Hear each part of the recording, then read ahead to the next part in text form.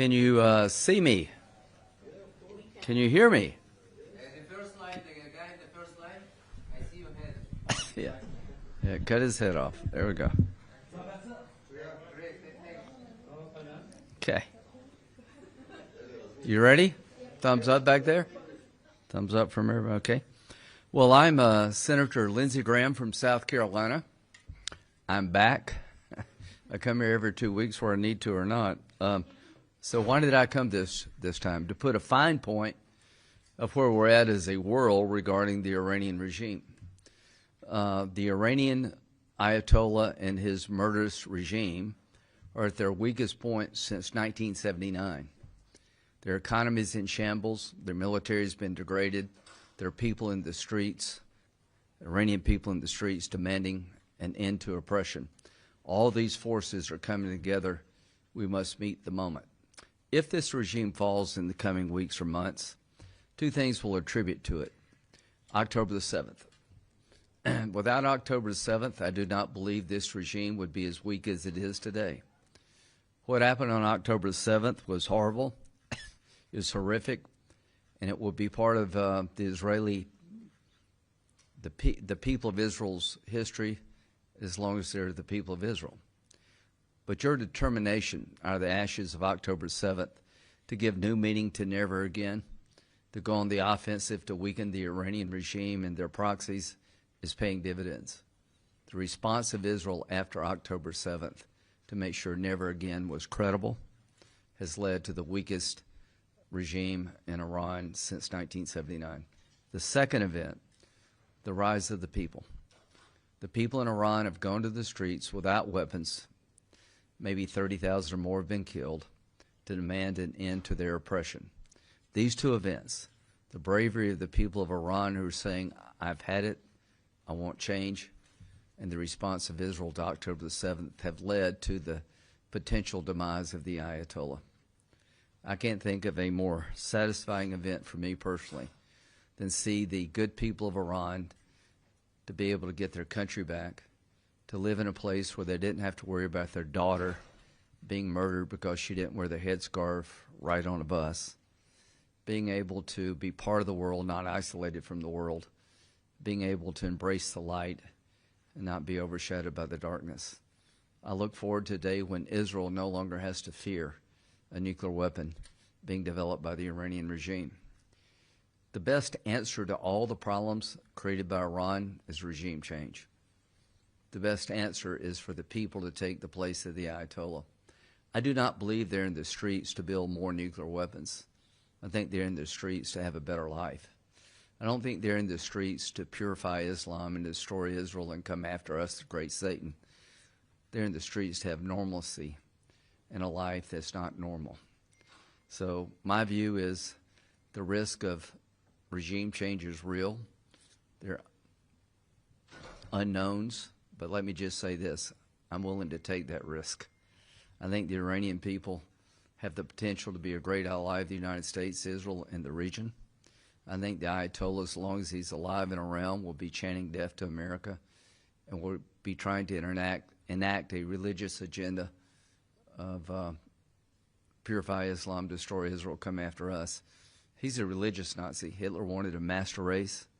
The Ayatollah wants a master religion, and we're not going to give it to him. We're going to fight back.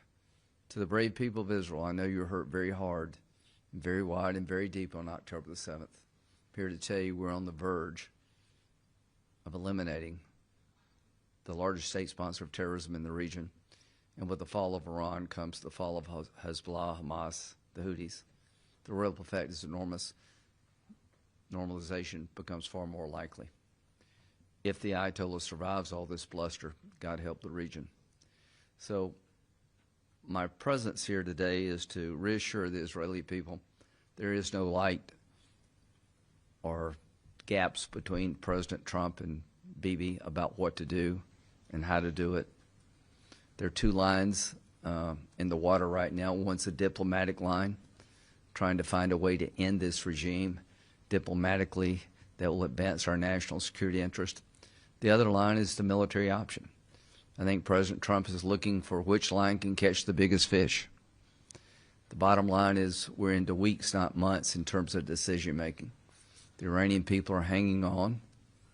I attended a rally of 250,000 people in Munich.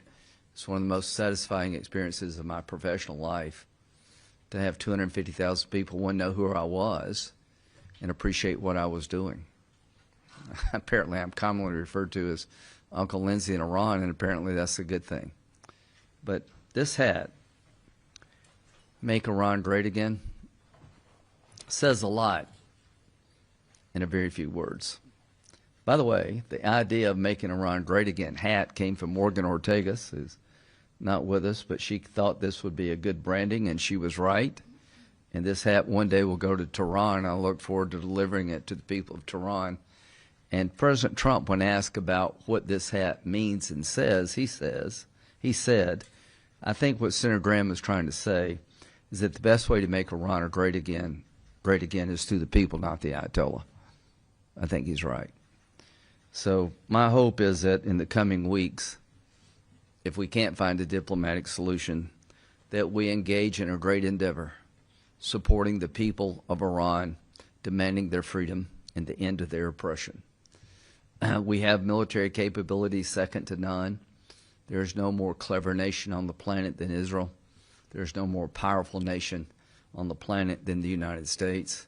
As to the Iranian regime, you're weak because of your ideas. You're weak because of the way you've treated your people. You're weak because you're evil. Eventually, good will replace evil in Iran. To those who may participate in this endeavor, God bless you. God keep you safe, if that day does come. Could our soldiers be hit in the region? Absolutely, they could. Can Iran respond if we have an all-out attack? Absolutely, they can. I think the risk associated with that is far less than the risk associated with blinking and pulling the plug and not helping the people as you promised. We told them to go back in the street, keep protesting. Help was on the way. We have to be good to our word. So this trip is a special trip for me. It's putting a fine point on something I've been working on for over 2 years. I leave from here to go to the United Arab Emirates. Bibi wanted me to tell the press that he's amazed by the level of cooperation and the significance of the partnership of the United Arab Emirates with Israel, that MBZ has done everything asked and then some, that they've been a stalwart partner, reliable partner under difficult circumstances. And I want to go there tomorrow and acknowledge MBZ's leadership and suggest that America improve its capability to defend the United Arab Emirates and the region. I will then go to Saudi Arabia. I believe that the Crown Prince still has the same vision for the region he did before October 7th. But October 7th has taken its toll. And at the end of the day, if the regime is still standing after all this bluster, October 7th was a strategic win for Iran and radical Islam. If the regime falls as a result of the pressure put on the regime by Israel and the United States after October 7th, combined with the uprising of the people demanding a better life, then that would be the biggest change in the Mideast in 1,000 years. I am leaving here confident of the capability of the United States and Israel, if called upon, to deliver a decisive blow to the Iranian regime. I am hopeful that diplomacy may prevail yet. Either way, our date with history, our date with a new destiny for the Mideast is upon us. Questions? Good evening, Mr. Senator. Anna Barsky, my newspaper. I have two questions, please. After your meeting with Prime Minister Netanyahu, are United States and Israel fully aligned on the next steps regarding Iran? Yes. One more question. Yes. There is. Trump said he's giving the talk 1 month. When the month ends, Yeah. there is no full agreement. Should the United States shift to military pressure? Thank you. President Trump's very good at making sure people don't play him by giving them deadlines. He did that with Hamas, did that with Iran. I think you may see that now again with Iran. The bottom line is I don't mind diplomacy as long as it's done in a way to get the outcome you want. I know President Trump is allowing his diplomatic team to keep engaging, which I support, but he also has on the table another option. The Gerald Ford is steaming this way. I don't think they're just going for better weather. So time will tell what happens. President Trump has done a masterful job, I think, of weakening the regime without getting us, the United States, further entangled into bigger wars. Israel's done an incredible job after October 7th to give new meaning to the term never again by going after the enemies of Israel wherever they reside in the most clever way and, quite frankly, sometimes the most brutal way. That's what it takes to survive in this region. Yes, Senator Graham. Hello, thank you. Lisa Rozovsky from Haaretz. Two questions as well. One on Gaza, please. We hear that the United States tends to take a step-by-step approach towards the disarmament of Hamas. Yeah. Can you confirm that? And how I don't know. I know that the president has told me, President Trump, that if they don't disarm soon, then they're playing a game. So I don't know if we put Hamas on a time limit, time clock. I wish we would. Disarm or else in X amount of days. That seems to be the best way to get results around here. Do I think Hamas will disarm without being made to do so? No. Do I think there's a regional force in the region that could come in and disarm Hamas against their wishes? No. I think it's either going to take pressure to get Hamas to disarm from the region, or Israel's going to have to go back in and wipe them out. The sooner we get an answer to those questions, the better. I don't see how you develop Gaza in a real meaningful way if you still have elements of Hamas armed within the area. You know, it's hard to sell a condo for, say, $3 million with a good ocean view if right down the road there's a neighborhood controlled by Hamas. That's not an investment I would want to make. And the second question, if I may, the West Bank. The West Bank and Gaza have to be part of any solution. I mean, the annexation steps, the steps towards annexation that the Israeli government has taken. Well, I'm hoping this. How is it playing in the West I'm hoping that, the plan was to get Hamas to disarm. That's been months ago. They're clearly not interested in disarming. The pace of this is slow. I get it. The border peace, maybe it works, but I know this. You'll never have peace in the Mideast with Hamas under arms. You'll never have a solution to the problem of terrorism that Israel faces until Hamas is no more politically or militarily. Joe Brown, I-24 News. Thank you very much, Senator Graham. So you say that there's no light between what President Trump and Prime Minister Netanyahu want. That's what he told me. Well, you say that President Trump wants, first of all, to try and get a diplomatic solution to this. So from Netanyahu's side, as you spoke to him today, what does he want to happen? Well, they've been very clear about what a diplomatic solution would have to entail for Israel to believe it's a good deal. No deal will go through the process without coming to the Congress. I assure you, as a member of the Senate, I will fairly evaluate any deal, but I'm skeptical of any deal that would limit Iran's nuclear capability given their behavior. It's kind of late in the process, and they're prone to cheat. But the Senate will have a say about whether or not it's a good deal or a bad deal, so that's the way the process works. I'm just telling you what Bibi told me. Okay? We'll get everybody. Daniel Estrin from NPR, nice to see you here. Prime Minister Netanyahu has spoken about tapering off U.S. military aid. Yeah, we talked about that. You've spoken about a quicker timetable. How quickly do you Well, I think what his plan is to replace the money of $3-point-something billion with an investment in new technology, rather than just writing you a check, help the IDF. He wants to create a partnership outside of the aid number. I like that idea.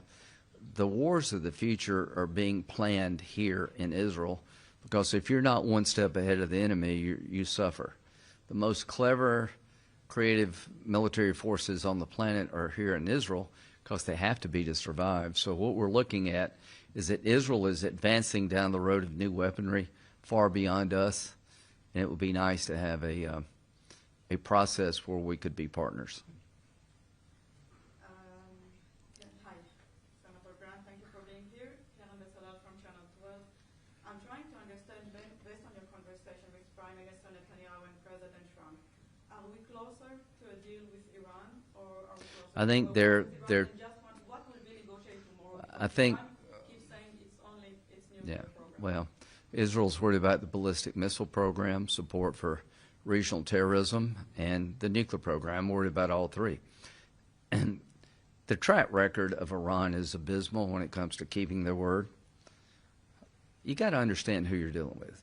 The Ayatollah wants to do three things. He wants to purify Islam, which means Saudi Arabia has to bend to his will as a Shiite.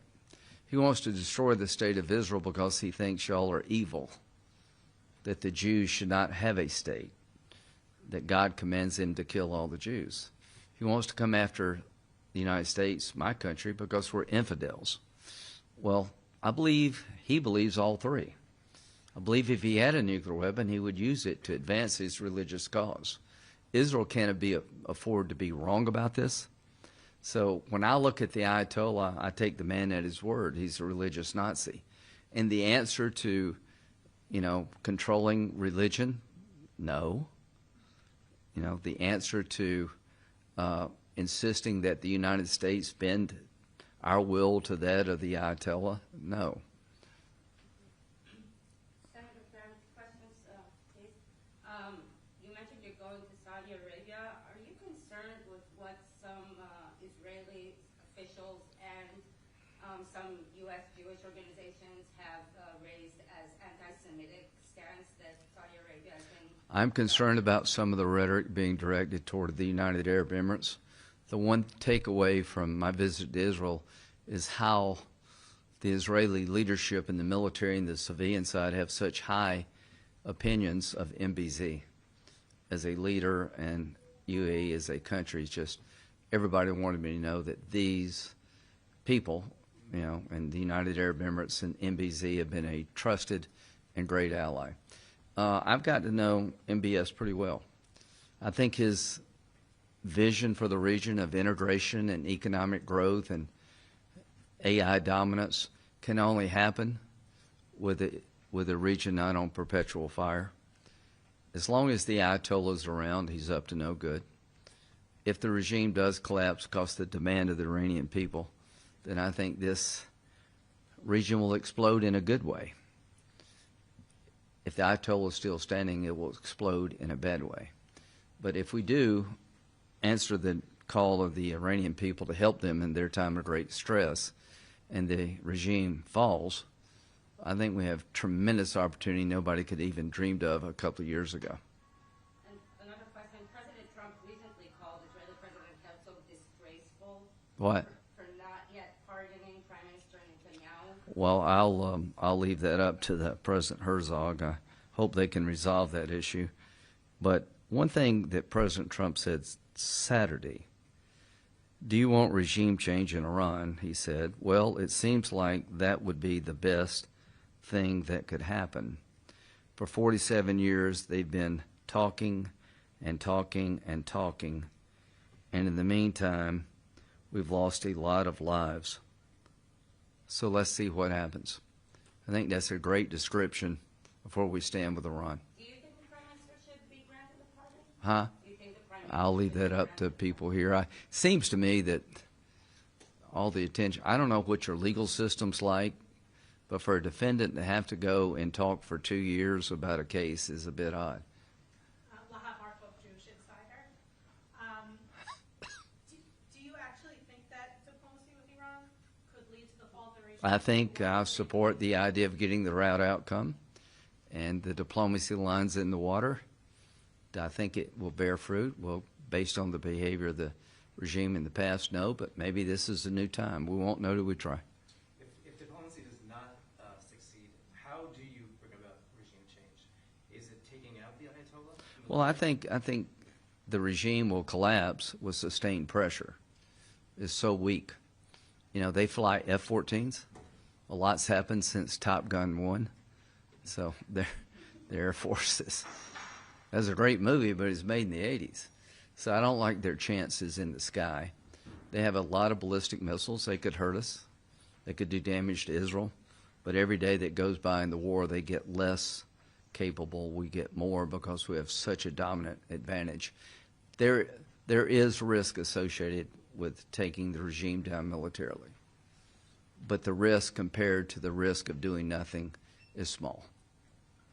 When you were in Munich, you were alongside Reza Pahlavi, the Crown Prince of Iran. Do you think that he would be the right person to come in if there is I think he'll be one of the right people, but the right person or the right groups will be chosen by the Iranian people. You know, everybody asks me, what happens next? Well, I don't think the Iranians are in the street to say we'd like to be oppressed more. It seems to me they want less Ayatollah, not more Ayatollah.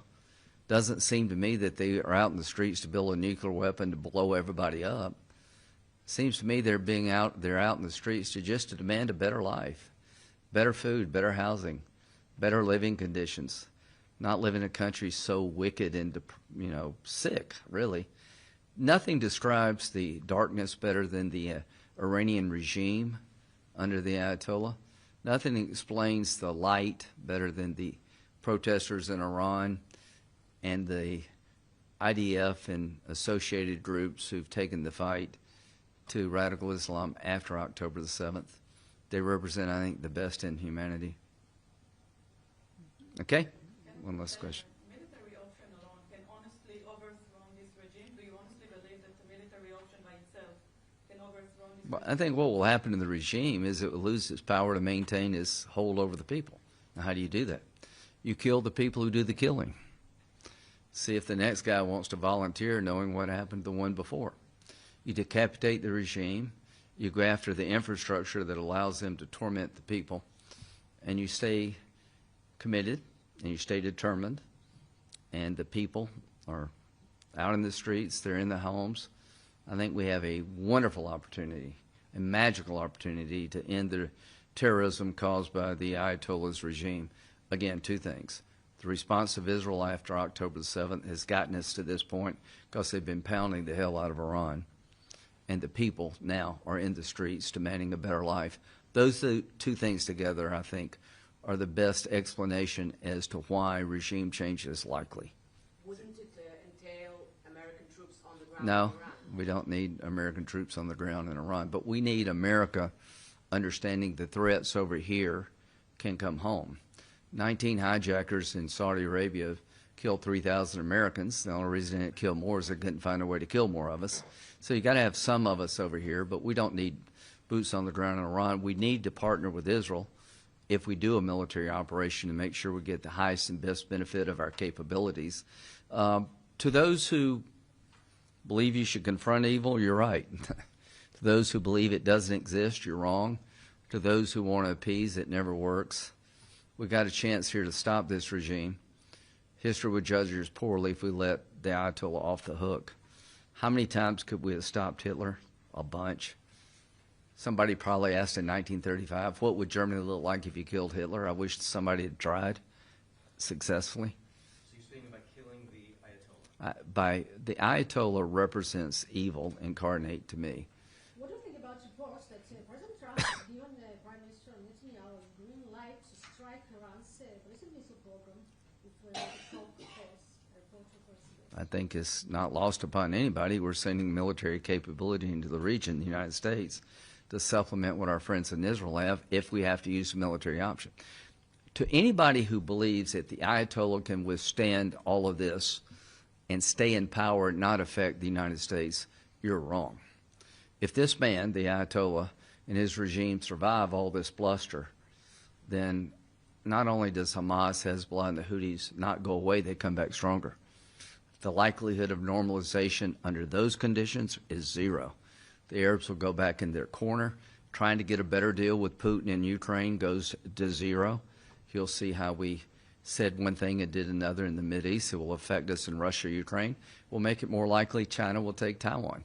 The opposite is true, too. If we follow through, if we have to, and we deliver a decisive blow working with the Iranian people to end this nightmare in Iran, then a new dawn breaks. Something that nobody even envisioned 2 years ago becomes more likely than not. Thank you. Thank you. We did it. Thanks, Mr. Graham. You didn't answer my question, though, about the annexation. You kind of... No, I said before, I don't think